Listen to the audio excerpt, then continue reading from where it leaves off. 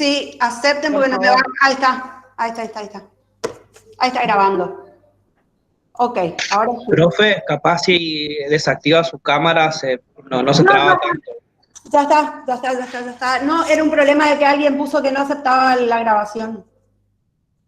Y lo saqué de la reunión. Ahora pedirá otra vez admisión. Ok, ¿ahora sí ven el Power? Sí, profe. Profe, lo vemos. Bueno, ahora comienza la unidad 2. Le decía que vamos a empezar con la segunda parte de la materia, que es de Derecho Constitucional. Hay varias definiciones de derecho constitucional. No hay necesidad de que ustedes aprendan de memoria ninguna definición. Lo importante, no sé cómo hacer esto, porque me piden admisión y si yo estoy presentando no puedo admitir. Vamos a una cuestión doméstica, discúlpenme un segundo. ¿Sabes qué, Hortensia? La próxima, entra también con mi cuenta. Entremos las dos con mi cuenta. Dale. Y yo admito Dale. y vos compartís O la si, pauta, querés, ¿ok? o si querés salir y entrar con mi cuenta, te Hago paso eso. el... Te paso esperen un ratito porque si no voy a tener que estar cortando la clase y tras que derecho no es fácil.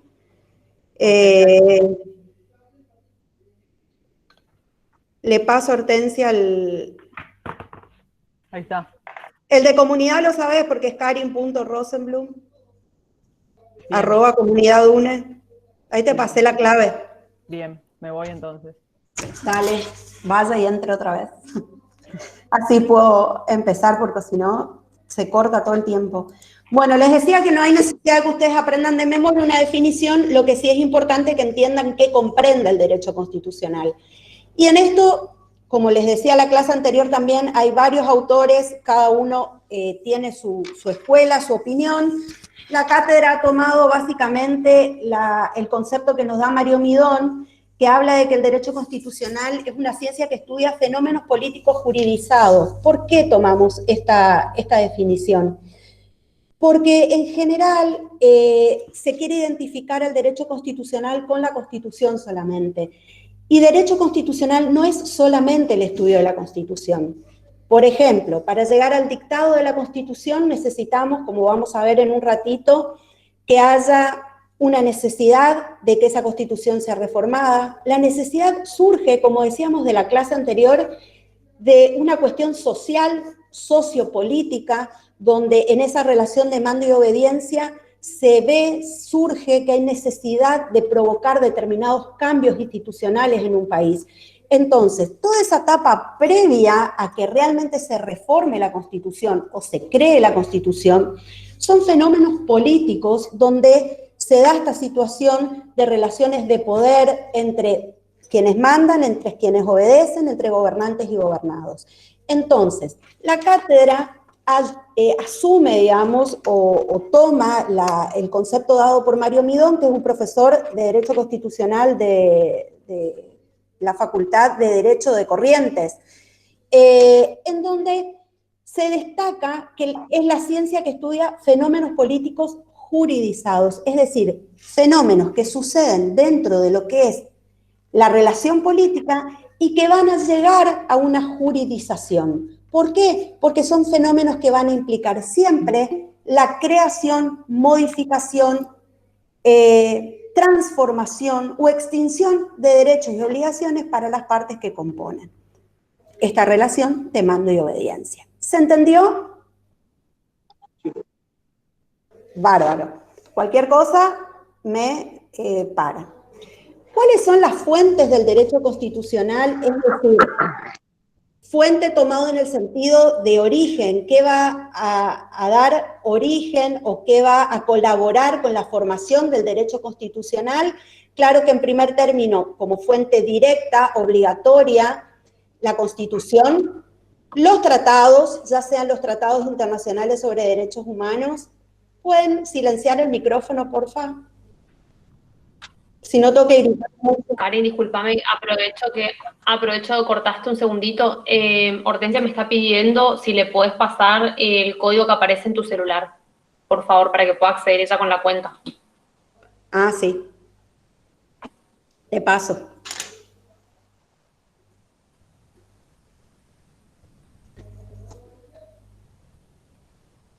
Menos mal que existe esto. Ahí está. Ahí le pasé. Bueno, entonces, como fuente directa, entonces, en primer lugar, la Constitución, los tratados que pueden ser internacionales sobre derechos humanos o tratados internacionales de integración, por ejemplo, la ley, la jurisprudencia y la costumbre. Como fuentes indirectas, indirectas implican no obligatorias, no vinculantes, sino que son fuentes que se tienen en cuenta al momento, por ejemplo, de elaborar determinados artículos, que es la doctrina y el derecho comparado. ¿Cuáles son los principios políticos de la Revolución de Mayo? ¿Por qué vamos a estudiar los principios políticos de la Revolución de Mayo? ¿Qué pasó en la Revolución de Mayo? A ver si alguien se acuerda.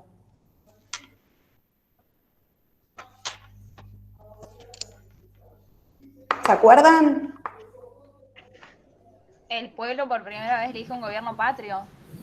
Se formó el primer gobierno patrio, si bien todavía no manteníamos una independencia, sí se estableció por primera vez, con toda esa semana, la famosa Semana de Mayo, que la han estudiado muchísimas veces en el colegio, se estableció la necesidad de tener un gobierno que sea propio, ¿sí? Acuérdense que estaba Cisneros, el virrey Cisneros, gobernando en representación del rey de España. Entonces, lo que se requería era un gobierno patrio.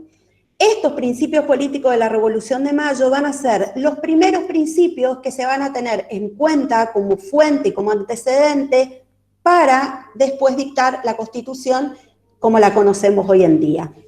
¿Qué principios se afirmaron en la Revolución? La soberanía popular, que ya vimos la clase pasada de qué se trataba, designación de una junta por el pueblo, integrada por sus representantes, la división tripartita de poderes, ¿sí? El poder ejecutivo lo ejercía la Junta, la audiencia le correspondía al Poder Judicial, la Real Audiencia se llamaba, y el Cabildo correspondía a lo que sería hoy un poder legislativo, ¿sí? Que debía autorizar determinados actos, inclusive de lo que era la Junta.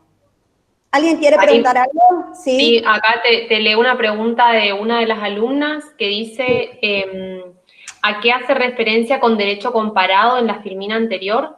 Ajá, sí, perfecto. Bueno, al derecho comparado implica qué hicieron otros estados en relación al derecho constitucional. Por ejemplo, por eso se llama derecho comparado, porque se compara el derecho de Argentina, el derecho, en nuestro caso, de Estados Unidos, de Francia. En nuestros antecedentes, los derechos que más injerencia tuvieron en ese momento fueron el francés y el americano. Ese es el derecho comparado. Inclusive nuestra Constitución tiene mucho de lo que es la Constitución de Estados Unidos. Es muy, muy parecida, si bien ahora vamos a ver más adelante que uno de los antecedentes básicos es lo que se llama Bases de Alberdi, es un libro escrito por Alberdi. Alberdi tomó mucho de lo que escribió de la Constitución norteamericana. Entonces, de eso trata el derecho comparado, ¿sí? De comparar nuestro derecho con los derechos de otros países. Si no está contestada la pregunta, me interrumpan y vuelvo. Bueno. Perdón, Karin, aprovecho, ¿no? Entonces, para decirle a los chicos que si tuvieran alguna duda, que activen el micrófono, porque si no leemos el chat y no estamos atentos, por ahí se nos puede pasar. Así que es preferible quizá que te digan, ¿no? Mucho mejor, sí, mejor. Perfecto. Prefiero que activen, salvo que hay chicos que sé que no pueden, por ahí están en el trabajo, en algún lugar y están en clase, entonces entiendo, no hay problema. Pero si pueden activar el micrófono e interrumpirme, mejor. Bueno, otro de los principios políticos es el de la periodicidad de las funciones, los cargos ya se estimaban periódicos, la responsabilidad de los funcionarios públicos, ¿sí? Eran responsables ante el Cabildo. Acuérdense que la Junta era como el Poder Ejecutivo y el Cabildo era el Poder Legislativo. Son principios que fíjense que después se van a plasmar en la Constitución. Si bien no marca ya lo que es un juicio político como lo que existe hoy, pero ya es un antecedente que nos hace decir, ah, bueno, es el Poder Legislativo el que tiene que hacer un control político sobre el Poder Ejecutivo, ¿sí? La publicidad de los actos de gobierno aparece, esto lo habrán hasta actuado en el colegio, la Gaceta de Mariano Moreno como el primer diario que conocemos en nuestro país, y era el medio de hacer público los actos de gobierno. En cuanto a los principios económicos, el principio económico más importante es el del libre comercio.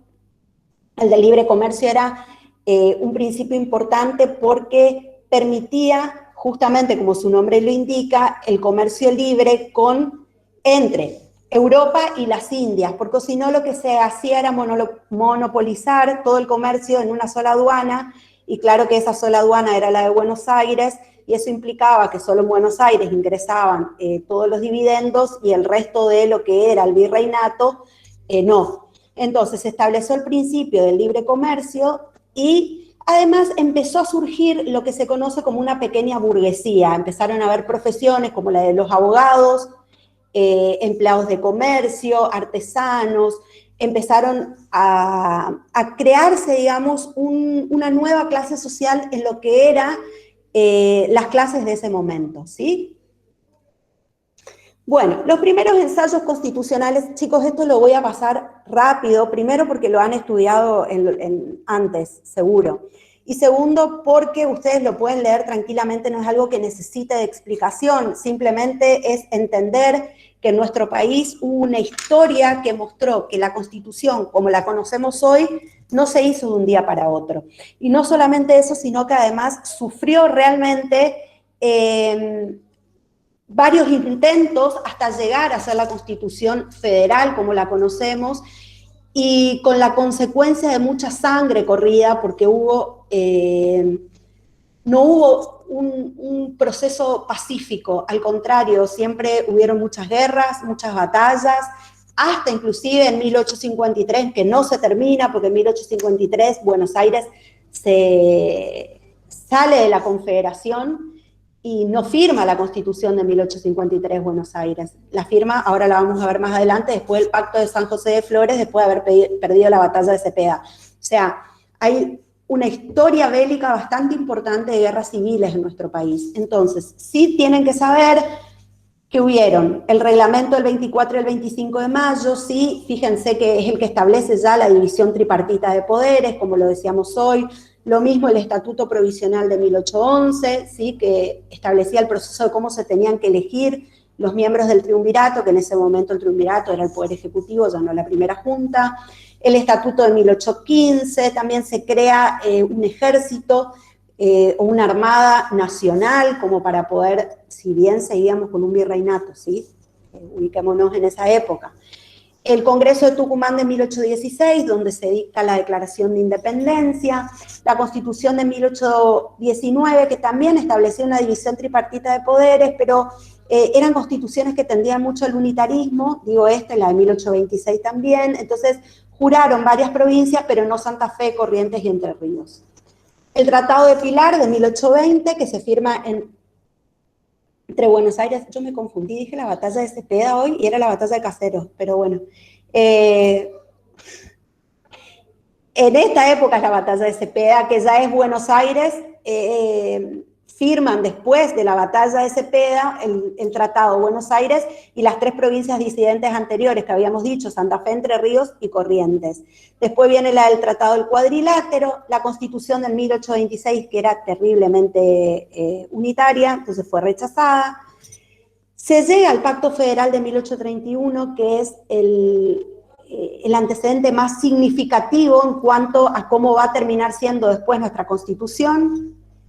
El Acuerdo de San Nicolás, que en ese acuerdo justamente se arregla, se conviene llamar a un Congreso General Constituyente, ¿sí? ¿Cuál iba a ser la función primordial de ese Congreso? Justamente crear la Constitución. En este Congreso General Constituyente, luego de este Acuerdo de San Nicolás, Buenos Aires se separa de la Confederación, ¿sí? Porque considera que lesiona sus derechos. Recuerden que Buenos Aires siempre pelea por lo que es la cuestión económica, sobre todo. Entonces, se va a sancionar esta Constitución, por eso ustedes van a ver que el programa dice 1853-1860 la Constitución. ¿Por qué? Porque hay años que se esperan, 7, 8 años, que se espera para que Buenos Aires vuelva a la Confederación, y era la batalla de Caseros, la del Pacto de San José de Flores. No sé si dije Casero o Cepeda cuando estaba hablando. Bueno,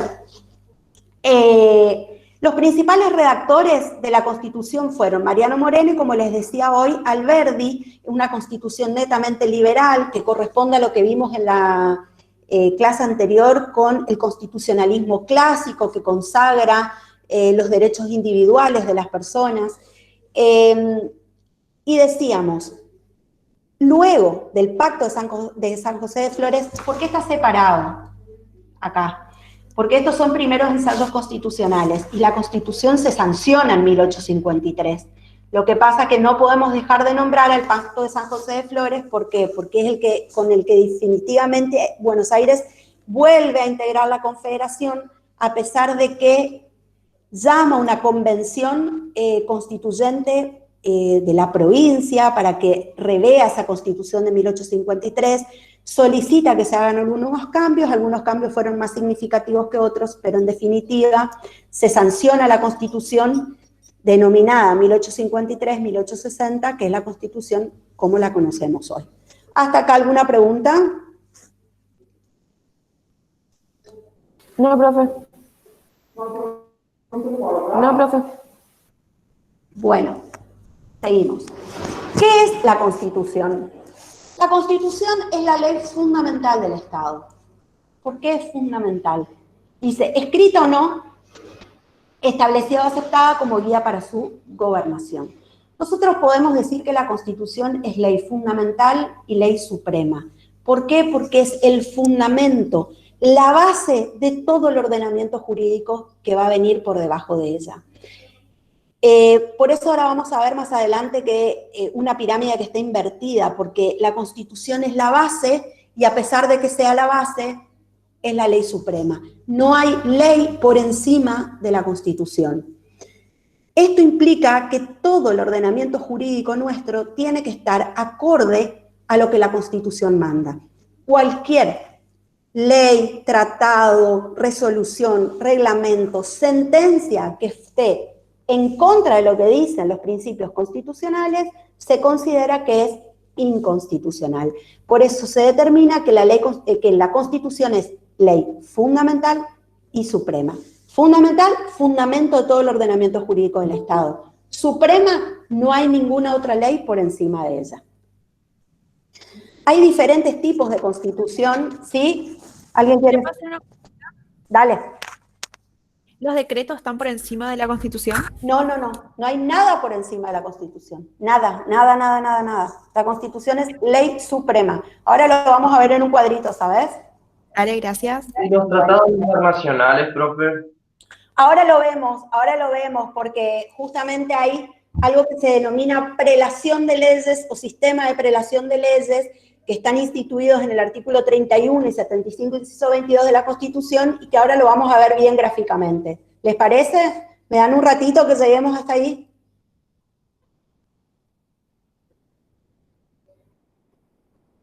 Bueno, espérenme un segundo y ya llegamos a eso.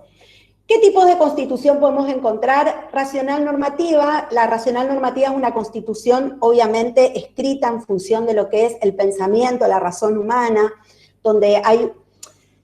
Racional no solamente es porque es con la razón, es racional porque implica que es un sistema integrado de normas el que vamos a ver, donde una norma se relaciona con la otra o tiene vínculo con la otra. Entonces, tocar una parte de la Constitución va a implicar seguramente tocar alguna otra parte de la misma Constitución, ¿sí? Y es racional también porque implica que podemos nosotros, los seres humanos, captar y entender esa Constitución. Y es normativa porque se plasma en normas, ¿sí? En normas que establecen cómo va a ser la organización del Estado y cómo van a ser los derechos y garantías que tenemos los ciudadanos. Por eso es racional normativo. Es historicista, o hay tipos de constitución historicista. La nuestra es en realidad los tres, por eso hablo de esa manera, ¿no es cierto? Porque la Constitución es un producto histórico de lo que va viviendo determinada sociedad, después de haber visto los pactos que son antecedentes constitucionales. Es claro que la Constitución no nació de un día para otro. como dirían los chicos, no la trajo la cigüeña de París a la Constitución, sino que hubo todo un proceso, toda una relación, todo un vínculo entre la sociedad argentina para llegar a tener la Constitución que tenemos. Y también hay tipos de constituciones de tipo sociológico, porque tienen que ver con el régimen político actual de una sociedad. Y la nuestra también tiene de eso, porque en función de ese régimen político actual, es que se tomaron determinadas decisiones. Por eso constituciones, por ejemplo, como la de 1826, que era unitaria, no fue recepcionada, no hubo legitimidad, no tuvo buena recepción por parte de nuestra comunidad política y social, y sí, por ejemplo, la Constitución Federal de 1853-60, ¿sí? Entonces, cuando vemos, esos son los tipos de constitución, racional, normativo, historicista y sociológico. Cuando vemos las clases, podemos ver que hay escritas o no escritas. Las escritas, no solamente vamos a lo obvio de que está escrito en un papel, ¿sí? Escrito implica que están las normas reunidas en un cuerpo único, porque las no escritas también están escritas, lo que pasa es que están dispersas, ¿sí? Como por ejemplo el Common Law del Reino Unido, ¿sí? En cambio la nuestra no son normas dispersas, son todas normas escritas que están reunidas en un solo texto. No identifiquen no escrito como que no está escrito en un pasado a papel, digamos, sino tiene que ver con que en un sistema hay un solo cuerpo único donde se reúnen todas las normas, y en el sistema no escrito son normas dispersas, ¿sí? Donde se tienen mucho en cuenta precedentes y costumbres, sí, es otro tipo de perspectiva muy diferente a la nuestra. Tenemos constituciones rígidas o flexibles. Esto depende muchísimo del procedimiento para la reforma. Nosotros tenemos una constitución absolutamente rígida que requiere para su reforma no solamente una ley que declare la necesidad de reforma con una mayoría agravada, sino que la reforma en sí misma la hace un órgano distinto al poder constituido, que se llama poder constituyente, que es un órgano ad hoc quiere decir creado específicamente para esa misión, que es crear o reformar la Constitución. Entonces, es un procedimiento rígido. Hay otras constituciones que son flexibles en el sentido que puede ser reformada por el mismo procedimiento que se tiene en ese país para lo que es la sanción de una ley.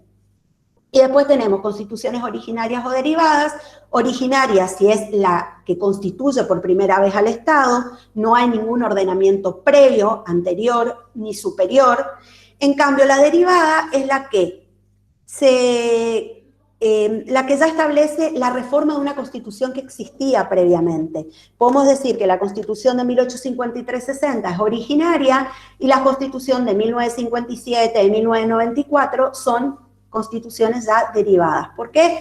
Porque van a ser reformas a una constitución, a un cuerpo superior que ya existe. ¿Cuáles fueron las fuentes particulares de nuestra Constitución del 53-60? No voy a repetir otra vez todo esto que ya vimos, ¿sí? Porque son los pactos internacionales. Esto, cuando vemos el preámbulo, bueno, me voy a adelantar o si no, pero sí, ahí está, no importa. ¿Cuáles son los caracteres? Después lo vemos en el preámbulo a eso. ¿Cuáles son los caracteres de nuestra Constitución? Es escrita, ¿sí? ¿Por qué? Porque está en un cuerpo único, todas las normas unificadas. Es rígida, solo puede ser reformada mediante un procedimiento y un órgano especial que llamábamos como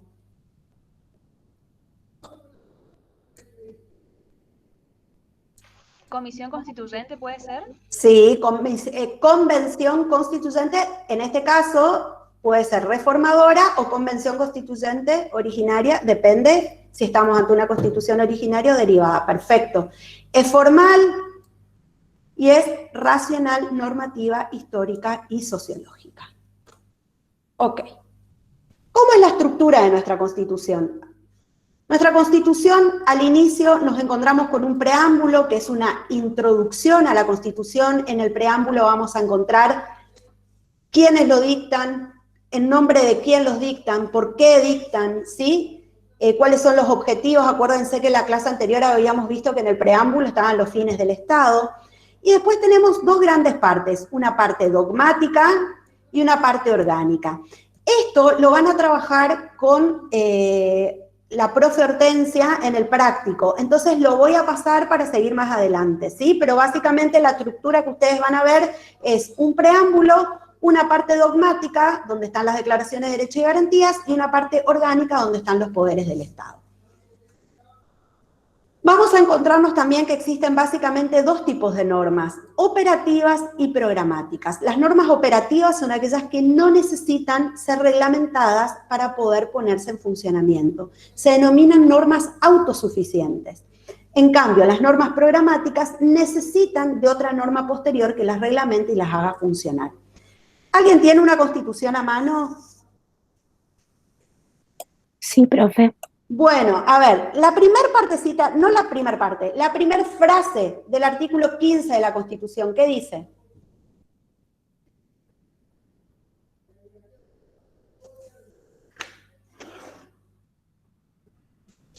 Artículo 15. En la nación argentina no hay esclavos. Listo. Los pocos... Ahí nomás, ahí nomás. Bueno. Y el 16, ¿qué dice, por ejemplo? Artículo La 16. nación argentina no admite prerrogativas de sangre ni de nacimiento. No hay en ella fueros personales ni títulos de nobleza. Todos sus habitantes son iguales ante la ley Ahí nomás. y admisibles. Ahí nomás, ahí nomás, ahí nomás, ahí nomás. Esos chicos, gracias, gracias porque realmente es lindo que participen, porque si no estoy muy sola yo con la computadora. Esos artículos, esas normas que están en esos artículos son operativas, no necesitan de nada que reglamente. En la Argentina no hay prerrogativas de sangre ni de nacimiento, punto, no hay, no existen, ¿sí? Somos todos iguales ante la ley. En la Argentina no hay esclavos, punto. No necesito una ley que me reglamente cómo es la situación de que no haya esclavos. Diferente es lo que sucede, por ejemplo, con el artículo 14 bis, que es un artículo claramente que requiere de una reglamentación. ¿Alguien me lee un pedacito del 14 bis? Cualquier pedacito de las 3 partes que tiene. Esto lo volvemos a ver en la unidad 4 después, pero para que quede clara la diferencia entre normas operativas y programáticas. Artículo 14. Yo, profe, si quiere le leo. Si yo hago así es porque me suena muy fuerte el auricular nomás. Sí, dale. ¿Sí? ¿Leo? Artículo 14 bis.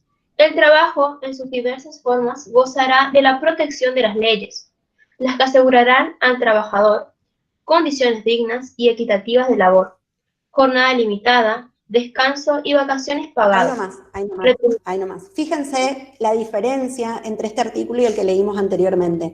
Dice, que asegurarán al trabajador condiciones dignas de labor. ¿Cómo son esas condiciones dignas? ¿Qué es lo que hay que asegurar? ¿De qué manera se va a asegurar? Nosotros tenemos una ley que es muy importante, que es la Ley de Contrato de Trabajo, que es la 2744. Ahí tenemos, por ejemplo, la reglamentación de lo que sería el 14 bis, ¿sí? Es claramente la necesidad de decir cómo se va a llevar adelante, cómo se va a poner en funcionamiento derechos que tienen categoría constitucional, pero que necesitan explicarse de cómo se van a llevar adelante. ¿Entendieron la diferencia?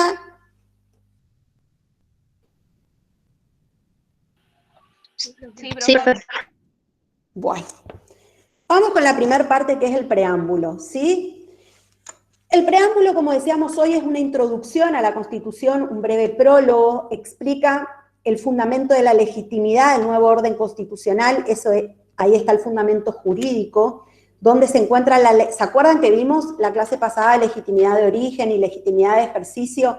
Nos va a contar, en este caso, las dos cosas, sobre todo la legitimidad de ejercicio que tuvieron los representantes de las provincias para reunirse en el Congreso General y sancionar esa Constitución que la estaban solicitando todo el pueblo, ¿sí? Y también el preámbulo menciona los motivos que tuvo el legislador. ¿Qué motivos históricos? Porque, como decíamos, era un país que estaba en guerra, ni siquiera todavía podíamos decir que era un país o una nación todavía, porque necesitábamos esta institucionalización para dejar en claro un montón de derechos, de obligaciones, tanto para los gobernantes como para los gobernados. Entonces, en el preámbulo vamos a encontrar tanto el fundamento jurídico, el de la legitimidad, de la necesidad de tener un orden constitucional, y el fundamento histórico. ¿Qué pasó en nuestra historia política, sociológica, que se requirió el dictado de esta Constitución y no de otra diferente? Entonces, vamos a ver que posee una parte introductoria en la que va a aludir a quiénes, ¿sí? Con qué título y el porqué del dictado de la Constitución. También va a tener otra parte donde están los objetivos del poder constituyente, que son lo que nosotros vamos a identificar o identificamos la clase pasada con los fines del Estado, y una parte final en donde se establece que se dicta esa Constitución con una cierta referencia religiosa, haciendo alusión a que Dios es la fuente primaria o verdadera de todas las cosas. ¿Cuál va a ser el valor jurídico del preámbulo? Esta es una pregunta que se hace muchísimo en los exámenes. Y el valor jurídico que tiene, ¿todos saben lo que es el adjetivo calificativo de jurídico?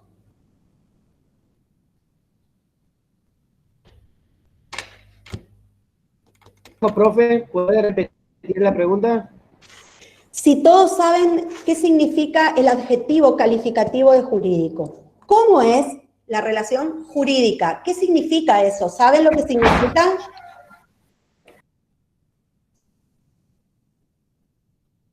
Explíquenos.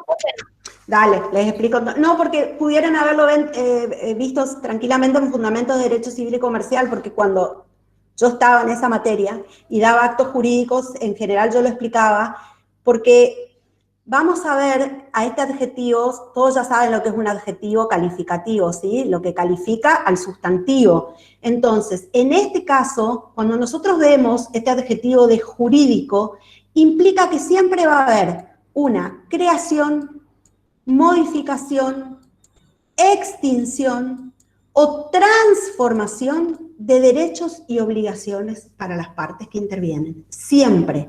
Entonces, cuando ustedes en cualquier lugar lean jurídico, si leen jurídico es porque va a haber alguna creación, modificación, extinción o transformación de derechos y obligaciones. En este caso, nos estamos preguntando qué valor jurídico tiene el preámbulo. Es decir, el preámbulo crea, modifica, extingue, transforma derechos y obligaciones. La contestación es en sí mismo no. Pero ¿qué pasa? Sirve de interpretación a los jueces, que son los interpretadores últimos de las normas jurídicas, en caso de que haya alguna duda, oscuridad, o lo que sucede muy comúnmente, que haya un conflicto entre normas constitucionales. ¿Qué pasa cuando dos partes en un juicio reclaman derechos constitucionales por igual? Por ejemplo, en un caso concreto, una persona estaba con un estado de salud muy delicado. Esa persona con estado de salud delicado vivía en una casa y enfrente de esa casa había un boliche, no sé si ustedes ya le llaman boliche al boliche, pero había un boliche bailable sería, que ponían música fuerte y era al aire libre ese boliche. Entonces no solamente la música era fuerte, sino que no tenía ninguna contención. ¿Qué se planteó en el caso concreto? Un conflicto entre el derecho constitucional a la salud de la persona enferma, derecho al descanso, a la no contaminación sonora, que es un derecho que se incluye sobre todo con la reforma del 94. ¿Y qué planteaba el dueño del boliche? ¿Qué les parece? ¿El derecho a qué?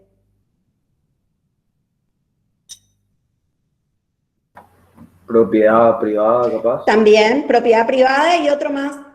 Muy bien. Derecho al trabajo. Al trabajo. Derecho al trabajo. Entonces había un choque entre lo que era el derecho a la salud y el derecho al trabajo. ¿Qué hace el juez en ese caso?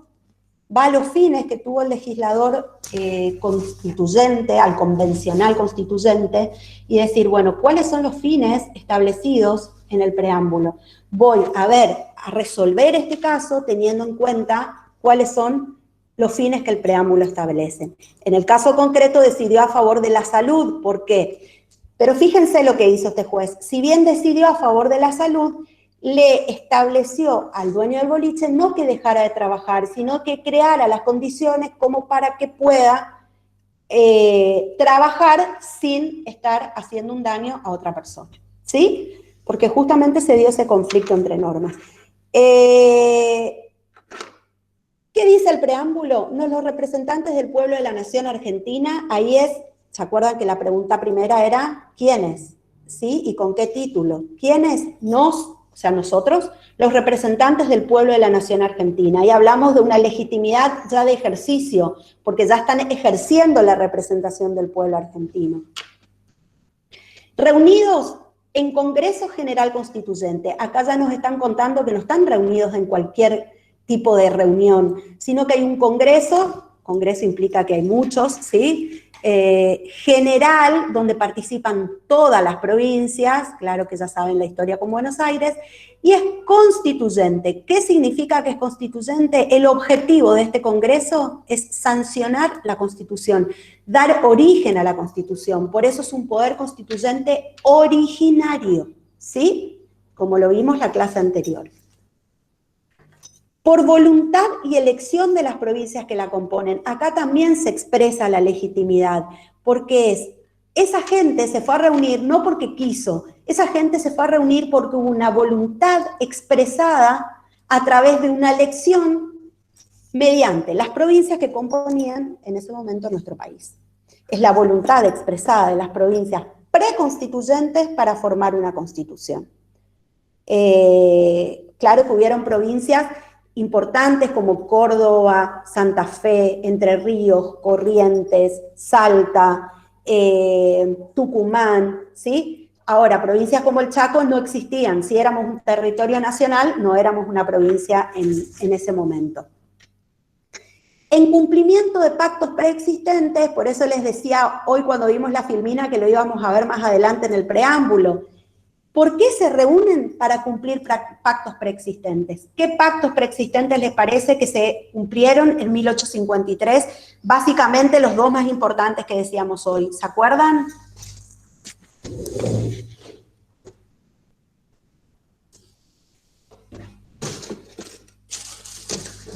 ¿Se acuerdan o no? ¿Qué está escrito ahí? Eso porque no están leyendo mi filmina. El Pacto Federal de 1830 y el Acuerdo Federal, profe. Ahí está, el Pacto Federal de 1831 y el Acuerdo de San Nicolás de 1852, ¿sí? Con el objeto de, y ahí vienen los fines que tuvieron. El primer objeto, constituir la Unión Nacional. Esto ya demuestra, si es lo primero que se escribe en el preámbulo como fin de la nación, implica que era lo más urgente y necesario. Constituir la Unión Nacional, terminar con las guerras civiles que habían, con las batallas que traían muchas muertes, muchas desgracias también. Entonces, el primer objeto fue constituir la Unión Nacional. Afianzar la justicia. ¿Sí? Cuando hablamos de afianzar la justicia implica también no solo determinar que el Poder Judicial va a ser un poder diferente al poder político que tiene el Poder Legislativo y el Poder Ejecutivo, sino además también destacar la importancia que se reconoce a la Constitución en cuanto que va a ser la ley suprema del país. Consolidar la paz interior, que tiene que ver con el primer... Con el primer enunciado, que era constituir la Unión Nacional, ¿sí? Se pretendía desterrar toda barbarie y enfrentamiento entre provincias. Esto se ve en la Constitución en muchos aspectos, porque también después, cuando ven los poderes de las provincias, se prohíbe que haya guerra, que una provincia le declare la guerra a otra. Proveer a la defensa común, ¿sí? Se tiende a la preservación de la identidad política y seguridad del pueblo. Esto es frente a otros estados. Entonces, se trata de crear una fuerza que sea de toda la nación y ya no ahora no me sale el nombre, pero podemos decir el ejército que correspondía a Cuyo, el ejército que correspondía a las provincias de Corrientes y Entre Ríos, o sea, que ya haya una cosa, un ejército o una fuerza armada que sea general de toda la nación. Promover el bienestar general, que es el fin principal del Estado, que es el bien común, ¿sí? Asegurar los beneficios de la libertad, una cuestión que en nuestro país también tiene su historia, porque a pesar de la sanción de la Constitución hemos tenido muchos gobiernos de facto. Yo realmente elegí este dibujito de Mafalda porque me pareció que era significativo. ¿Sí alguien quiere preguntar algo? Bueno, sigo. toda la Constitución está destinada, y sobre todo la Constitución de 1853, que decíamos que es una Constitución que se corresponde con el movimiento del constitucionalismo clásico, está destinada justamente a proteger la libertad de las personas para que podamos desarrollarnos justamente como seres humanos, ¿sí? Para nosotros, para nuestra posteridad y para todos los hombres del mundo que quieran habitar el suelo argentino, esto significa que es una constitución abierta, no solamente a generaciones futuras, sino también abierta al mundo, invitando a los extranjeros a que puedan vivir en nuestro país. Inclusive si ustedes indagan, si a alguno le interesa, los requisitos para lograr la ciudadanía en los diferentes países, Argentina tiene menos requisitos que otros países para poder adquirir la ciudadanía. Invocando la protección de Dios, fuente de toda razón y justicia, decíamos hoy, se reconoce a Dios como una única fuente de todo lo que es recto y justo, ordenamos, decretamos y establecemos esta Constitución para la nación argentina. Esto es algo que cambió Buenos Aires cuando se incorporó.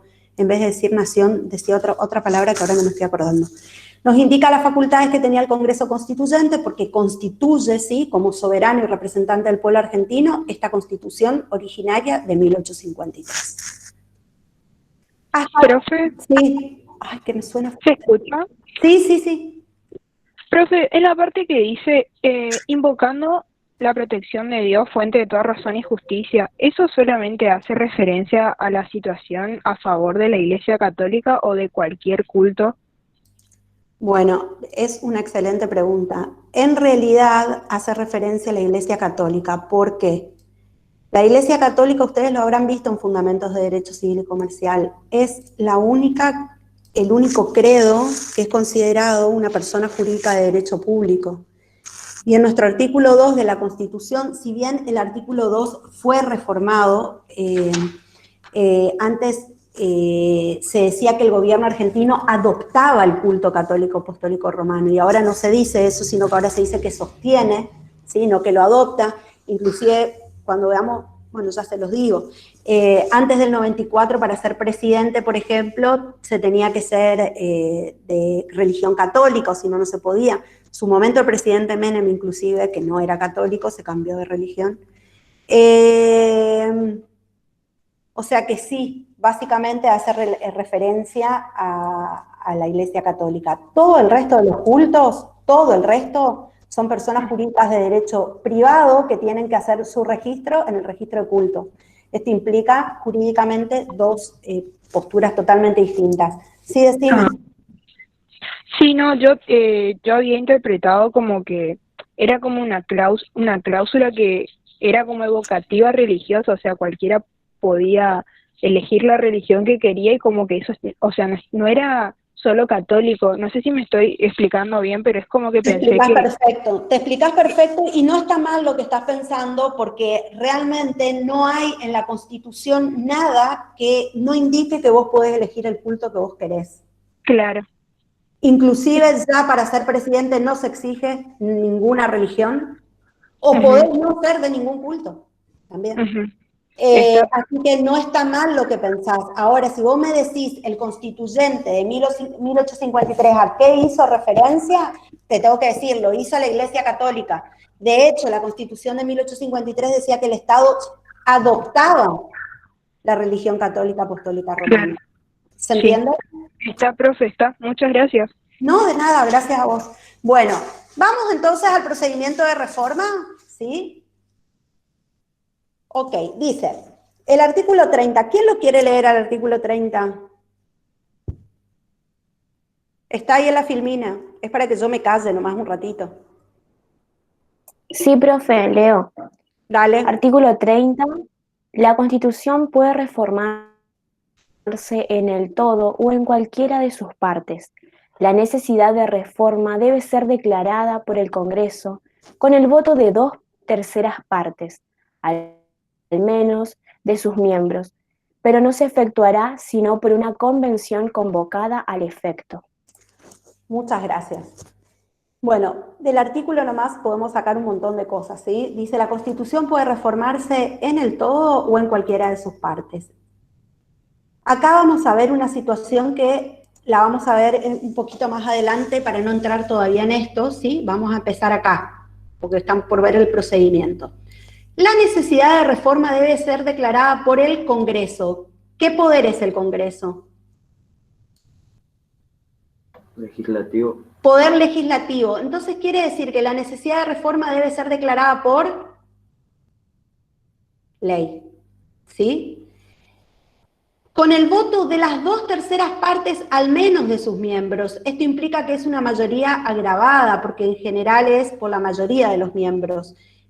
Si ya es por las 2/3 partes de los miembros, implica que es una mayoría agravada esta. Pero no se efectuará, o sea, el Congreso lo único que tiene que hacer que es dictar una ley que determina la necesidad de la reforma. ¿Por qué? Porque la reforma, ¿quién la va a llevar a cabo? El Poder Constituyente.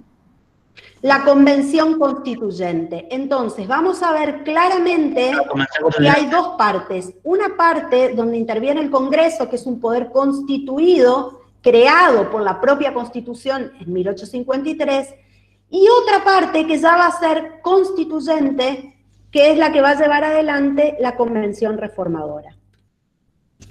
Entonces, vamos a esta parte. La primera parte dice, la Constitución puede reformarse en todo o cualquiera de sus partes. Esto nos da a entender que la Constitución se puede reformar completamente. ¿Es así o no? Sí, profe. Bueno, pero es aquí que decíamos en la unidad 1 que el poder constituyente originario también tenía límites. ¿Se acuerdan cuáles eran los límites del poder constituyente originario?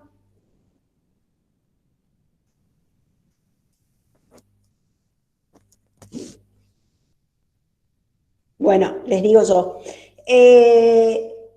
Uno de los límites del poder constituyente originario eran los valores axiológicos, los valores históricos y los valores institucionales que tenía un país. Entonces, autores como Vidal Campos sostienen que si bien la Constitución dice que se puede reformar en todo, hay ciertos contenidos que él los llamó contenidos pétreos. Pétreo es una palabra que significa piedra, ¿sí? Algo que no se puede modificar, que no se puede tocar, que es duro, ¿sí? Imagínense una piedra, es algo que nos da como fuerte, que no se modifica sino más. Entonces, él los llamó contenidos pétreos. ¿Cuáles serían los contenidos pétreos según él? La forma republicana de gobierno, fíjense, la confesionalidad del Estado, que es lo que me preguntó recién su compañera, el sistema democrático que tenemos, el sistema federal que tenemos. Entonces, son contenidos que si bien la Constitución dice que se pueden modificar, en realidad no pueden tocarse. ¿Por qué? Porque tienen que ver con la subsistencia del Estado según lo que la sociedad considera que debe ser.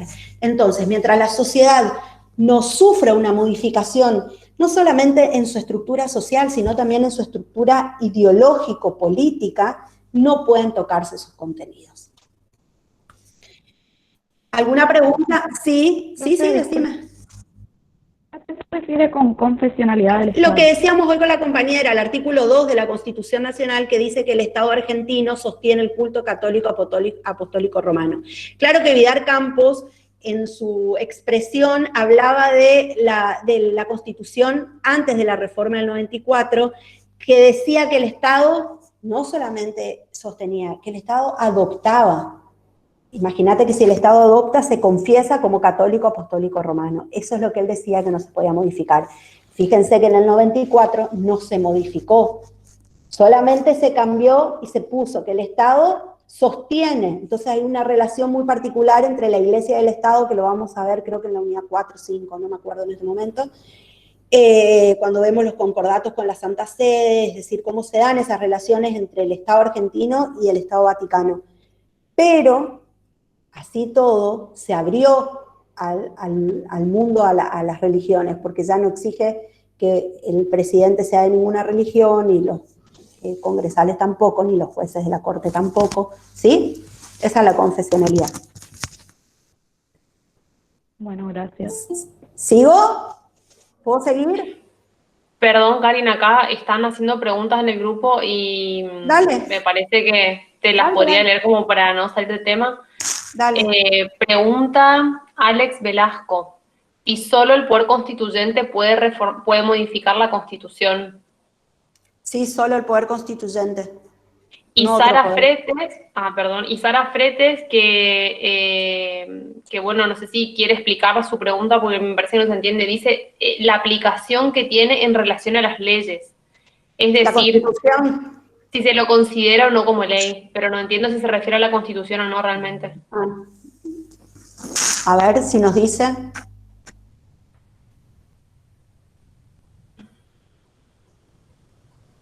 Si te lo escribe, léemelo vos. Estaba explicando, sí, porque sé que no estás bien, no puedes ver el chat, por eso te Perfecto. interrumpí un momentito. Igualmente, Límites al poder. mientras tanto, lo que les voy a contar. Esa era una pregunta que hizo la profe sobre el adjetivo calificativo jurídico. Perfecto. Igual me viene bárbaro para retomar algo que deberían haber visto en Fundamentos de Derecho Civil y Comerciales, que es la diferencia entre ley material y ley formal. Acuérdense que ley formal es la ley dictada por el Congreso, por el Poder Legislativo. Es la ley que está prevista que sea dictada específicamente por ese órgano y no otro, ¿sí? Cuando nosotros vemos la palabra ley, implica que hubo un Poder Legislativo que dictó esa norma. En cambio, la ley en sentido material es aquella que es dictada por cualquier autoridad competente. En este sentido, decimos que la Constitución Nacional es una ley en sentido material, porque no la dictó el Poder Legislativo, pero es dictada por una autoridad competente, ¿sí? Bueno, ¿alguna otra cosa me querías decir, Aye?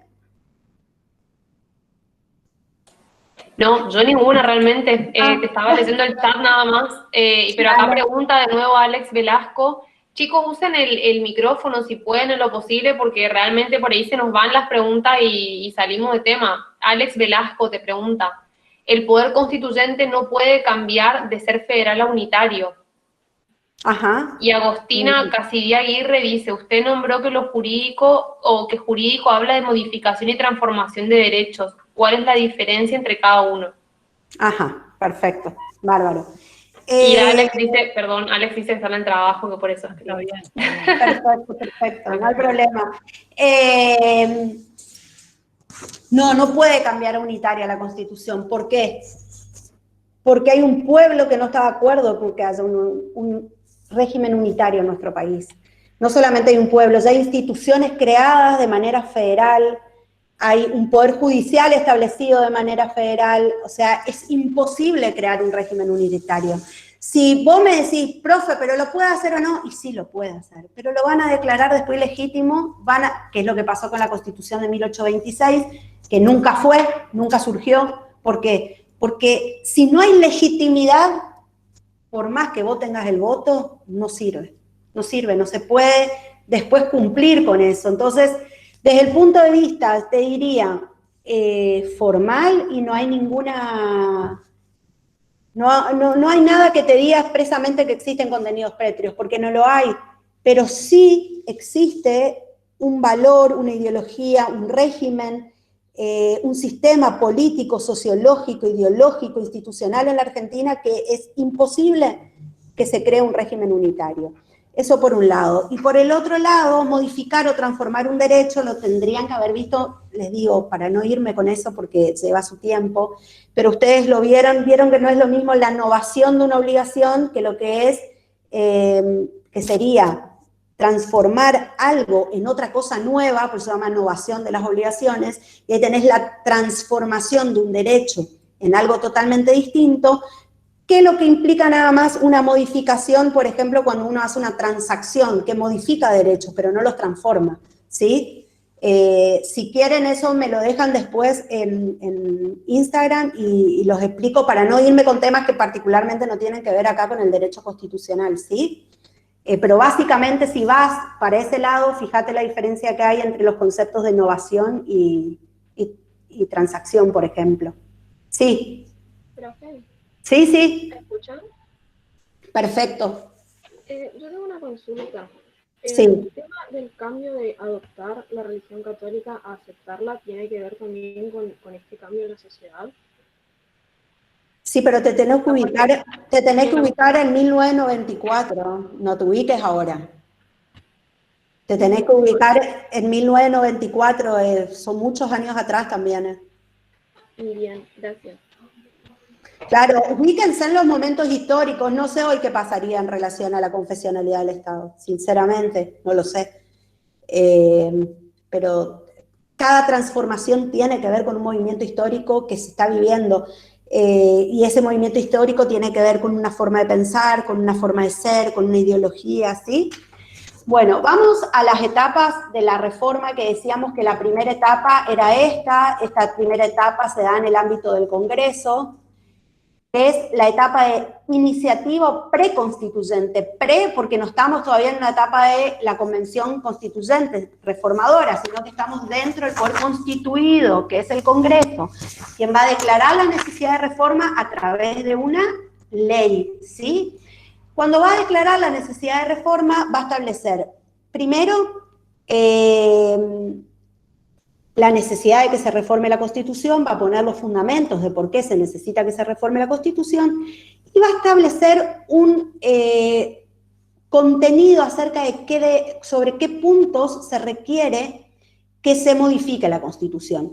¿Por qué el Congreso es el encargado de hacer esto? Porque el Congreso, recuerden, que es el representante del pueblo. Entonces, es el Congreso el que tiene en sus manos la noción de saber qué está necesitando el pueblo que se reforme o modifique. Entonces, ¿qué puede hacer el Congreso? Puede decir, se requiere que se cambie el sistema presidencialista, el límite de tiempo o la periodicidad de las funciones, se requieren más atribuciones al Congreso en materia tributaria, pero no puede decirle a la Convención Reformadora cómo redactar los artículos en relación a esos puntos. ¿Se entiende la diferencia? O sea, hace un enunciado sobre contenidos que se requieren modificar, pero no dice cómo va a tener que redactar la Convención Reformadora esos contenidos, ¿sí? Para declarar la necesidad de reforma, necesita 2/3 de los votos. O sea, el Congreso posee dos límites, dice. Un límite formal, que tiene que ver con que la necesidad tiene que ser declarada con los 2/3 de los votos de los miembros presentes, y el límite material, que tiene que ver con el contenido sobre el que versará la reforma. Esto implica, puede determinar los puntos, pero lo que no puede hacer es cómo va a reformar la Constitución, la Convención. ¿Sí? ¿Sí? Con respecto a eso, ¿hay necesidad, o sea, se puede pedir que se reforme así sea un solo artículo, o hay necesidad de que sean varios, o cómo es? No, sí puede pedirse que se reforme un solo artículo, pero en general no pasó eso. No hay reformas de un solo artículo. Cuando ya se llega a una reforma de la Constitución es porque hubo un cambio bastante integral, bastante importante en la comunidad. No hubo cambios así. No me acuerdo, no sé las chicas si se acuerdan con la reforma del 57, si el 14 bis, lo que pasa es que el 14 bis no es un solo artículo. El 14 bis implica un movimiento social, económico, que requería la incorporación de ese artículo sí o sí en la Constitución. Aparte de ese artículo ya se había incorporado en la Constitución anterior de 47, que después viene todo el problema con la Revolución Libertadora. Bueno, tiene otra historia el 14 bis. Aye, vos que sos especialista. En el 49, lo que había pasado, que yo les había contado que la reforma había sido inconstitucional, ¿se acuerdan? Porque no sé el procedimiento del artículo 30 que estamos viendo ahora. Resulta que cuando se hace este acto preconstituyente, digamos, con esta declaración se había retirado el bloque radical, solamente estaba el peronismo sesionando en Cámara.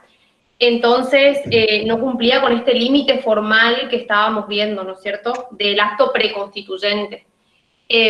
Por ende, el resto de la reforma también fue inconstitucional, ¿no? Y resulta que con esa modificación de la Constitución del año 49 se había incorporado la reelección indefinida del presidente. Con la reforma constitucional del 57 no solo se incorpora el 14 bis, sino que se derogan un montón de modificaciones que se habían hecho años anteriores, y se restituye la Constitución de 1853, o sea que esto reafirma de alguna manera lo que les explicaba la profesora Rosenblum recién, de que no solamente se introduce el 14 bis como lo conocemos ahora, sino que significó una reforma realmente profunda de nuestro régimen constitucional, porque se tocaron no solamente las cuestiones o las partes dogmáticas de nuestra Constitución, sino también las partes o la parte orgánica, dado que se derogó esto que se había introducido con la reforma anterior. Del 49. Exacto. Bueno, ahí está. Entonces, en general, no es un solo artículo, porque, como les decía hoy, al ser racional normativa, la Constitución implica un sistema de normas. No es una norma aislada. Siempre una norma va a tener relación con otra norma. Entonces, es difícil. Ni el Código Civil se pudo reformar así. De hecho, se hizo la reforma y un montón de cosas que quedaron bastante colgadas. Bueno, ¿alguna otra pregunta? Sigo porque falta mucho y es largo este tema. El procedimiento de reforma es la segunda parte, ya es llevada a cabo, como dice acá, por el poder constituyente derivado, ¿sí? La Constitución le otorga esta facultad a una convención. ¿Se acuerdan que cuando leímos el artículo 30 decía que la necesidad de reforma va a ser declarada por el Congreso, pero no se reformará sino, o no se efectuará, sino por una convención convocada al efecto? La ley que declara la necesidad de reforma llama a elecciones de convencionales constituyentes y el pueblo elige esos convencionales constituyentes. La convención constituyente reformadora, es decir, este poder constituyente derivado, también tiene límites. Un límite material que tiene que ver con los contenidos, no solamente con los contenidos pétreos que surgen de la historia, como decíamos hoy, de los valores políticos, sociales, económicos, ideológicos que tiene un país, sino también el temario concreto fijado por el Congreso. Es decir, si el Congreso puso que se debía modificar determinados puntos, solamente sobre esos puntos puede expedirse la convención reformadora, no puede reformar otras partes.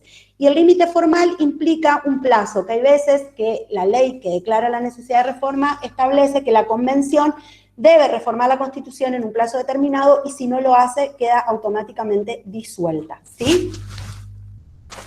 Vamos al otro punto, que es la supremacía constitucional, que era lo que me estaban preguntando. Sí. Profe, disculpe, le quería hacer una consulta nada más. Vio Dale. que el título del tema que usted estaba hablando era el procedimiento para la reforma constitucional en el orden nacional y provincial. Sí. Usted ya dijo el nacional y tipo también dijo cómo iba a ser el de la parte provincial. Le pregunto para saber, nosotros tenemos que saber los artículos que se reformaron en la Constitución, por ejemplo, de la provincia que nosotros somos. Yo, por ejemplo, soy estudiante. No. ¿No? No, Está profesor. inclusive si dice provincial acá en algún lado, es porque me quedó por los chicos que por ahí lo vemos. En Pinedo, por ejemplo, son 2 chicos del Chaco, entonces aprovechamos y vemos cómo es la reforma del Chaco, pero no. Ustedes tienen que guiarse por lo nacional porque hay chicos de varias provincias, hay Chaco, Formosa, Misiones, Corrientes, entonces vemos nada más que el sistema en nuestro país. Después ustedes, si quieren profundizar en sus provincias, no hay problema, pero no les he exigido eso, ¿sí? Está, profe, gracias. Bueno, sobre la supremacía constitucional no me voy a ir mucho porque lo van a dar ahora en el práctico, creo que con Hortensia o Azelén, o con las dos. Sí. Sí, justo, sí. Bueno, entonces, lo que importa de la supremacía constitucional es lo que le decía hoy. La Constitución es la base de todo el ordenamiento jurídico posterior, ¿sí? Tiene una superlegalidad. Todas las normas tienen que estar ajustadas a la Constitución. Y se establece esto que se denomina sistema de prelación de leyes, que lo van a dar ahora con Hortensia, pero lo importante que ustedes tienen que saber que cuando existe un sistema de prelación, así, sistema de prelación de leyes, implica que la sentencia no solo no puede estar en contra de la Constitución, tampoco puede estar en contra de un reglamento, este reglamento no puede estar en contra de la ley, esta ley no puede estar en contra de los tratados internacionales y los tratados no pueden estar en contra de la Constitución y los tratados internacionales sobre derechos humanos. Por eso es un sistema de prelación. No es que la sentencia puede estar en contra de esto y a la vez estar bien con esto, porque de hecho esto tampoco puede estar en contra de la Constitución. Entonces, a la pregunta que iban hoy sobre los tratados y las leyes, les digo, la Constitución Nacional y los tratados internacionales sobre derechos humanos, que están en el 75, inciso 22, y hay 3 tratados que se incorporan después, son ley suprema. No hay nada, ven que acá arriba no hay nada. Y son la base del ordenamiento jurídico. Después vienen los demás tratados internacionales, después vienen las leyes dictadas por el Congreso, los decretos de necesidad de urgencia que dicta el Poder Ejecutivo. ¿Por qué? Porque el Ejecutivo dicta el decreto de necesidad de urgencia y ese decreto luego tiene que ser aprobado por el Poder Legislativo. Entonces se le da la categoría de ley. Lo mismo, acá no están, pero deberíamos agregarlo, a los reglamentos delegados, que es cuando el Poder Legislativo delega atribuciones en el Poder Ejecutivo y el Ejecutivo dicta determinados decretos delegados, que se llaman reglamentos delegados, que también tienen la misma categoría de las leyes. ¿Cuáles son los demás reglamentos que quedarían acá? Los ejecutivos y los autónomos. ¿Sí? Los ejecutivos son los que reglamentan las leyes, por ende tienen que estar por debajo de las leyes, y los autónomos que tienen que ver con el funcionamiento propio que tiene el Poder Ejecutivo, son reglamentos que dicta para poder funcionar, ya lo vamos a ver en la unidad 8 y lo vamos a volver a ver en la unidad 12 a eso. Por último, las sentencias del Poder Judicial, ¿sí? Entonces, si bien esta composición interna la van a ver ahora bien, lo que sí recuerden que es un sistema de prelación. Ninguna norma puede estar en contra de otra, menos en contra de la Constitución Nacional. Luego de la reforma de 1994 se solucionó un problemón. ¿Por qué? Porque el artículo 31 dice, esta Constitución, fíjense, esta Constitución, las leyes de la nación que en su consecuencia dicta el Congreso y los tratados con potencias extranjeras son ley suprema. Entonces decíamos, ¿cuál es la ley suprema en definitiva? Ya sabíamos que la Constitución es ley suprema, no había discusión. Pero la discusión hasta el hartazgo era si las leyes de la nación que dicta el Congreso tenían jerarquía superior o no a las potencias extranjeras, a los tratados dictados con potencias extranjeras. En el 94 se reforma el artículo correspondiente a las atribuciones del Congreso y en el inciso 22 dice algo que nos trajo claridad a todos, porque dice, los tratados y concordatos tienen jerarquía superior a las leyes. Y esto permitió determinar este orden de prelación que vemos acá, donde se determina primero la Constitución Nacional con los tratados sobre derechos humanos, y después los tratados internacionales, y después las leyes que dicta el Congreso. Acá están, esto lo pueden leer ustedes en el inciso 22, cuáles son los 11 tratados que están incorporados por la Constitución. Ahora bien, la pregunta es, si se dictan después del 94 tratados sobre derechos humanos, ¿esos tratados ya no van a poder tener jerarquía constitucional?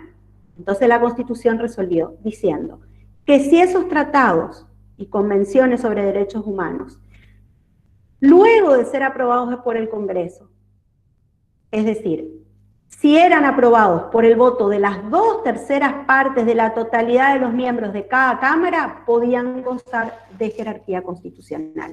¿Por qué? Porque si eran votados con la mayoría absoluta, pues una mayoría común, digamos, entonces no. Pero si ese tratado era votado, aprobado por el Congreso, con las 2/3 partes de sus miembros, pasaban a adquirir también categoría constitucional. ¿Cuáles fueron los tratados que se incorporaron después del 94? La Convención Interamericana sobre Desaparición Forzosa de Personas, o Forzada de Personas, que adquirió jerarquía constitucional en 1997. Fíjense que esta convención se aprobó en el 95, por ley 24.556, y después se vota que adquiera jerarquía constitucional en 1997. Lo mismo pasó con la Convención sobre Imprescriptibilidad de los Crímenes de Guerra y de los Crímenes de Lesa Humanidad, y la Convención sobre los Derechos de las Personas con Discapacidad, ¿sí? Que se aprobó, era una convención aprobada en el 2008, pero que en el 2014 adquiere jerarquía constitucional. Entonces tenemos los 11 tratados que reconoce el inciso 22, más estos 3 que fueron reconocidos posteriormente. Bueno, ¿qué sistemas tenemos nosotros para incorporar los tratados internacionales a nuestro derecho interno? Porque imagínense, ¿quién firma el tratado internacional? ¿Saben? ¿Atribución de quién es firmar el tratado internacional? El presidente, ¿no, profe? Sí, muy bien, es del presidente. Entonces el presidente firma el tratado, pero una vez que lo firma el tratado, ¿qué pasa? ¿Cómo hacemos para que nos obligue a nosotros?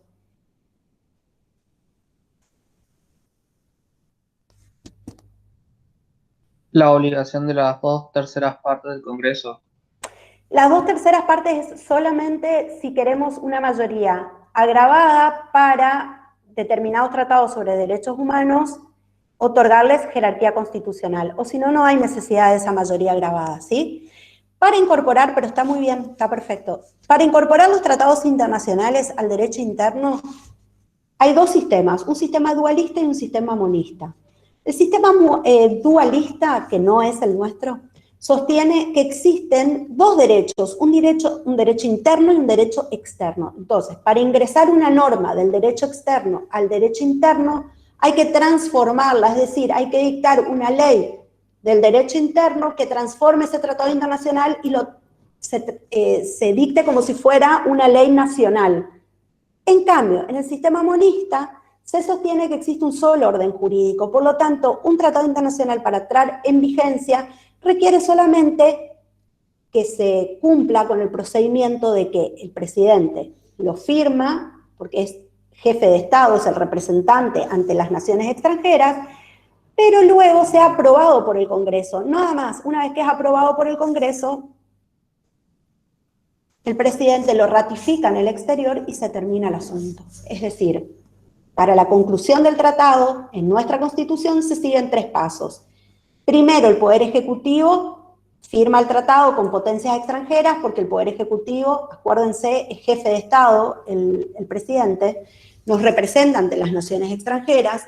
Luego ese tratado tiene que ser aprobado por el Congreso, porque nosotros tenemos un sistema que es republicano, entonces hay interrelación entre los poderes, el Poder Ejecutivo no puede obligarnos a los ciudadanos si el Congreso no aprueba esa firma.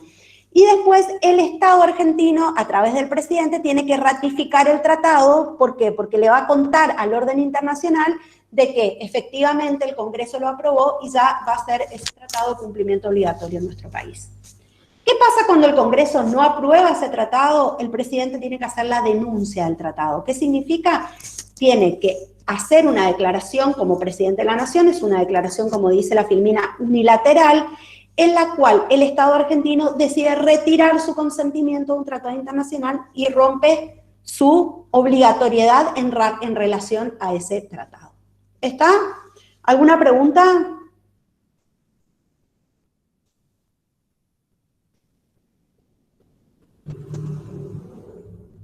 ¿No? Ok. Profe, Sí, ¿la denuncia es pública? sí, claro. ¿En qué sentido lo decís? O sea, ¿el presidente cuando denuncia eso lo hace de manera pública o es todo, no sé cómo decirlo, pero como que, o sea, todos los habitantes están al tanto de que él no está de acuerdo con eso? Claro, porque es el Congreso el que no aprobó el tratado internacional. Claro. Sí, acordate que hay publicidad de los actos de gobierno. Muy buena pregunta la tuya. Sí, hay publicidad de los actos de gobierno, o sea que claro que todo es público. ¿Sí?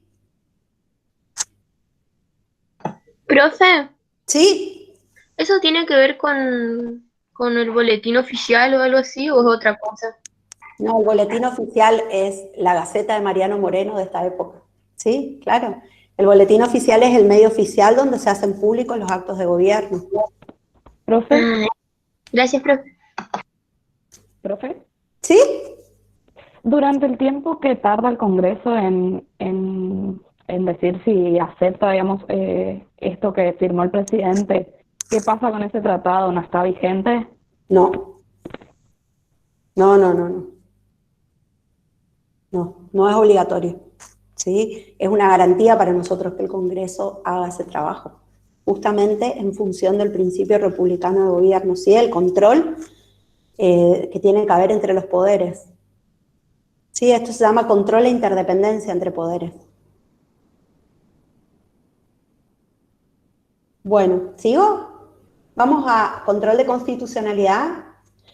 El control de constitucionalidad implica controlar justamente que todo el aparato normativo del Estado esté acorde a la Constitución. Es decir, que las normas contrarias a la Constitución básicamente se declaran inconstitucionales. Es la garantía que nos da nuestro sistema jurídico de que los derechos realmente sean acordes a la Constitución y sobre todo las obligaciones que nos imponen también sean acordes a la Constitución. Entonces, el control de constitucionalidad es un mecanismo por el cual se asegura que prevalezca la Constitución por sobre las normas inferiores del ordenamiento jurídico. Esto sería un sistema como, a ver, ¿vieron en la casa si los padres decimos, no hagas esto? Y después los hijos lo hacen, y después nosotros no observamos esa conducta, es decir, nos decimos, bueno, esto no lo tenías que hacer, supongamos, a partir de ahora entonces no podés hacer, no podés salir si no cumplís con la norma de llegar a tal hora, por ejemplo. Bueno, si no pasa eso, que hay libertinaje directamente, o sea, se necesita un límite. Eso pasa con las normas. Si nosotros no tendríamos el control de constitucionalidad, no habría ese control sobre para que todas las leyes, todos los reglamentos, todas las sentencias sean acordes a la Constitución y habría una grave inseguridad jurídica. Hay varios sistemas de control según el órgano, bueno, varios, según el órgano hay dos básicamente, el jurisdiccional, que es el que lleva a cabo el poder judicial, y el político, que es, ¿se acuerdan cuáles eran los órganos políticos?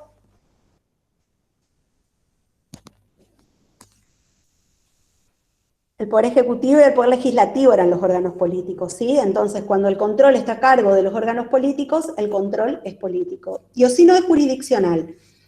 Cuando está a cargo del jurisdiccional o cuando está a cargo del Poder Judicial puede ser difuso cuando cualquier órgano del Poder Judicial puede ejercer el control de constitucionalidad, es decir, cualquier juez, desde el juez de primera instancia, que es de jerarquía mínima, digamos, hasta un juez de la Corte Suprema de Justicia.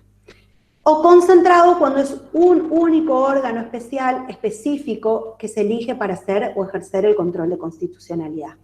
Y hay sistemas mixtos donde hay tanto un tribunal constitucional como jueces que pueden hacerlo, ¿sí? También según la vía procesal que se elige para el control, hay una vía que es directa, cuando directamente se demanda o se requiere la declaración de inconstitucionalidad de una norma. Otra vía indirecta o incidental o de excepción, que es cuando la cuestión constitucional se articula pero como parte de otro proceso. Por ejemplo,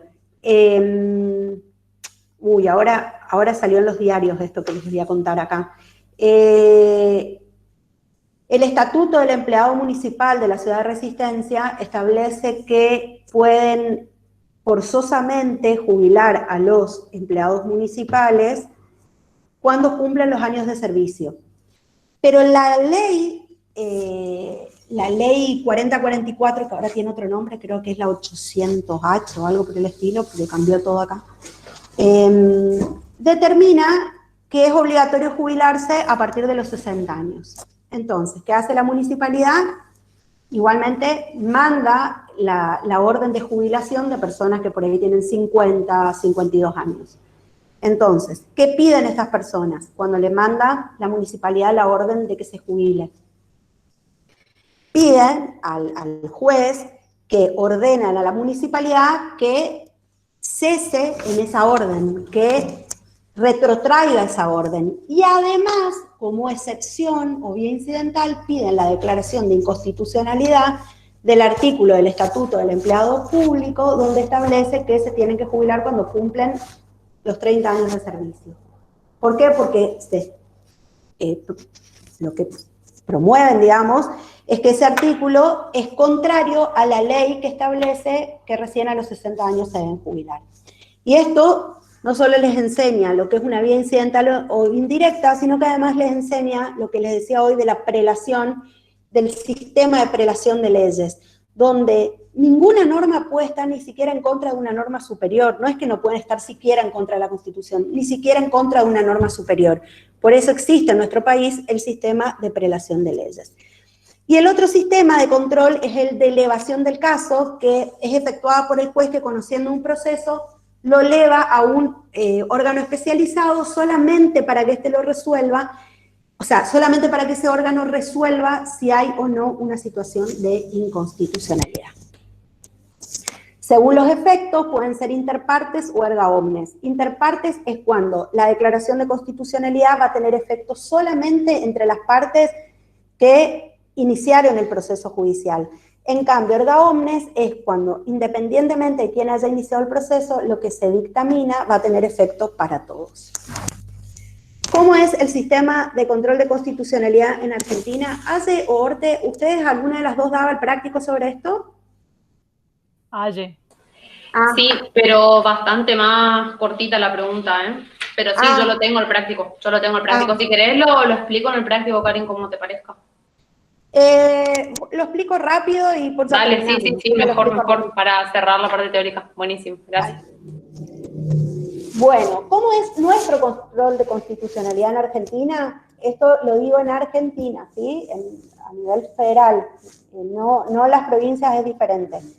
Es judicial, eso sí, en todas las provincias. Es judicial, es decir, que está ejercido por el Poder Judicial en función de lo que dispone el artículo 116, que corresponde a la Corte Suprema de la Nación, y a los tribunales inferiores el conocimiento y decisión de todas las causas que versen sobre puntos regidos por la Constitución. Ahí está otorgando al Poder Judicial, la Constitución Nacional, la atribución de ejercer el control de constitucionalidad. Es difuso porque cualquier juez lo puede hacer, como dice, es la misma Constitución la que lo establece, porque dice que corresponde a la Corte Suprema y a los tribunales inferiores. ¿Quiénes son los tribunales inferiores? Los jueces de segunda y primera instancia. Es decir, que cualquier juez puede ejercer el control de constitucionalidad. Y es reparador porque el control de constitucionalidad se ejerce en relación a normas o actos vigentes y en la medida, acá está todo junto escrito, pero lo que se trata de hacer es de resolver, de reparar una situación que se ha visto afectada por el agraviado, por esa norma inconstitucional, tratando de volver la situación a como estaba anteriormente al agravio. En el ejemplo del caso que les estaba dando, sería la persona que le ordenan que se jubile y que todavía no ha cumplido la edad de 60 años, reparar la situación implica que la municipalidad ya no lo obliga a que se jubile y que se espere a que se cumpla el tiempo de edad para jubilarlo. ¿Alguna pregunta, chicos, sobre esto? También tiene efectos entre partes a nivel nacional. ¿Alguna pregunta?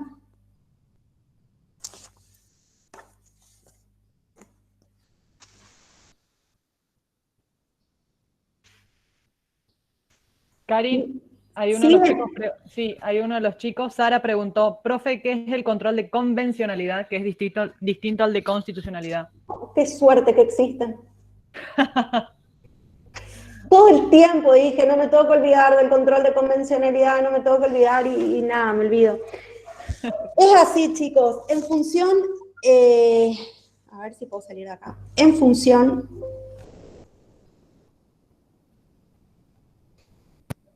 función de lo que hablábamos hoy, de la jerarquía de los tratados internacionales, ¿me ven? ¿Me escuchan todos? Sí. Sí, profe.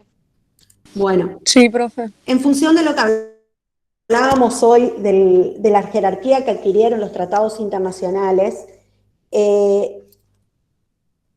ya no podemos hablar de que los jueces deban hacer un control de constitucionalidad solamente, sino que los jueces tienen que hacer un control de convencionalidad, porque ninguna ley, decreto, reglamento, sentencia puede estar en contra de lo que determinan los tratados internacionales. Nuestro derecho se amplió muchísimo, ya no podemos quedarnos solamente con lo que determina la Constitución. Hay tratados internacionales que tienen normas importantísimas, las convenciones de la Convención de los Derechos del Niño, bueno, las convenciones sobre derechos humanos. Entonces, De hecho, en el caso este que les conté sobre la persona enferma, en el conflicto de derechos que había con el boliche, el juez cuando dicta sentencia justamente lo hace teniendo en cuenta tratados internacionales también y los trae como fundamento de sentencia esos tratados internacionales. Entonces, en eso consiste el control de convencionalidad, en no solamente tener la precaución de que las normas sean acorde a la Constitución, sino también a los tratados internacionales. ¿Contestado? ¿Sí? Bueno, el último punto que nos queda son las, listo, Sara, las reformas más importantes del 57 y del 94. Las del 57 ya me hizo el gran favor de explicarlas hoy, así que te agradezco profundamente. Que si bien la reforma más significativa, o no la más significativa, la más visible, porque significativa es la reforma integral que se hizo, la más visible es el artículo 14 bis, como decía hoy Ayelén, implicó una reforma desde el punto de vista social y económico, un cambio de perspectiva que tiene que ver con el movimiento social que se estaba viviendo. Nosotros lo vimos en la clase pasada justamente como el constitucionalismo social. Y la reforma del 94 tiene que ver con lo que vimos como resurgimiento del constitucionalismo dentro de lo que es el movimiento histórico. En la Constitución del 94 se han incorporado muchos derechos, hay toda una parte nueva que ahora la van a ver con Hortensia, sobre nuevas declaraciones, derechos y garantías, aparecen los derechos colectivos, aparecen constitucionalizadas las garantías como el habeas corpus, el amparo y el habeas data. Hay cambios profundos en lo que tiene que ver el reconocimiento de la faz agonal que hablábamos la clase pasada, que es el régimen electoral y de los partidos políticos. Se establece la elección directa de presidente y vice, antes se lo elegía por junta electoral, ahora el pueblo lo elige directamente por el sistema de doble vuelta o balotaje. Se establece la incorporación del jefe de gabinete como una figura importantísima como para atenuar el presidencialismo. Bueno, hay muchas reformas que ustedes la pueden leer y que las vamos a ir viendo a lo largo de la materia, por eso no me detengo en esto, así las chicas pueden empezar la clase, porque todo el tiempo le vamos a ir diciendo a lo largo de las clases, esto se incorporó en el 94, esto se incorporó en el 94, porque todo el tiempo hacemos esa referencia. Yo terminé, no sé si quieren hacerme otra pregunta, vi así, porque salí de la pantalla compartida, así que vi en el chat una pregunta sobre lo de convencionalidad.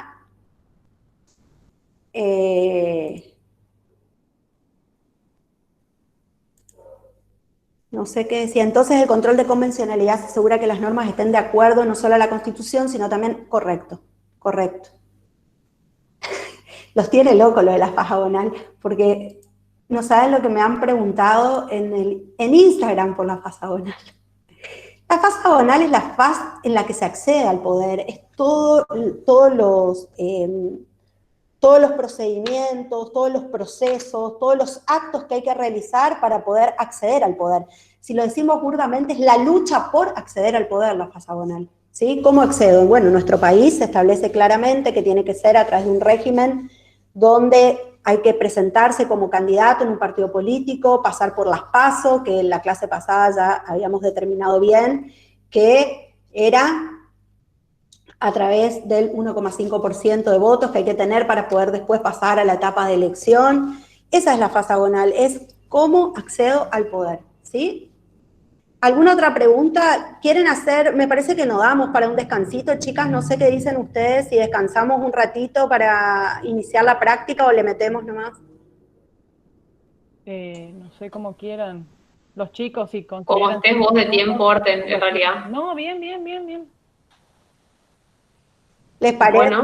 Sí, porfa. Sí, porque... Si todos están de acuerdo, sí, profe. 5 minutos. Sí, 5 minutos. ¿Les parece? 12:15 nos vemos, ¿sí? Así no lo hacemos más tarde. Listo, 12:15 nos vemos. Perfecto. Uy. No sé si a mí me pasa nomás, pero no estoy encontrando en la UNE virtual la página de Derecho Público. Ah, ahora lo pongo. Déjame porque yo también me voy a aprovechar y voy a hacerme algo para mi garganta. Ok. Y te lo pongo en el chat, ¿sabes? Copio el link en el chat, ¿dale? Bien.